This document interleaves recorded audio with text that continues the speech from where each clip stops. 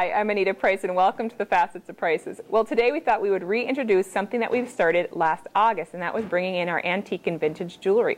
Now, in order to be vintage, it needs to be a minimum of 50 years old, or the antique pieces need to be a minimum of 75 years old.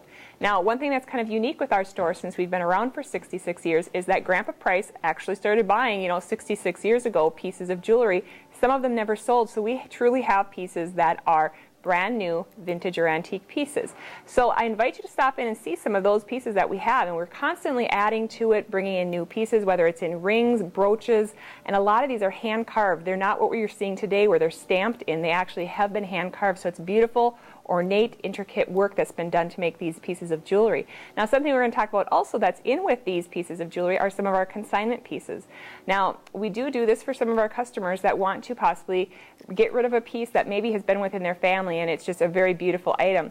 Now, one of the things that we are specializing in with Jerry being a watchmaker are some of our pocket watch pieces. Now, I have, for instance, one piece here which is a Hamilton solid 14-karat gold case, absolutely in beautiful condition. And these are a manual wind, so they are all with 17 or 19 jewels, and they all have to be wound normally about every 36 hours. So that's a key thing if you do have a manual wind watch, is every day you need to wind it until there's a tightness, not till you hear a ka-ching, because then you broke your mainspring. But you want to just have a firmness come, and that means you've wound it enough for it to retain at least 24 to 36 hours.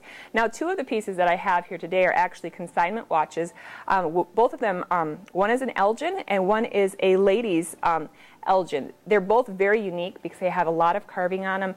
Lots of times you'll find hand engraving on them, which I always think is very neat and interesting with them. And in fact, one of these is what's called a lever action watch. And the only way you're able to set it, normally you pull out the main stem and twist and change it. On this one, you actually need to pop out a lever in order to set it. So it's an extra safety feature during this time.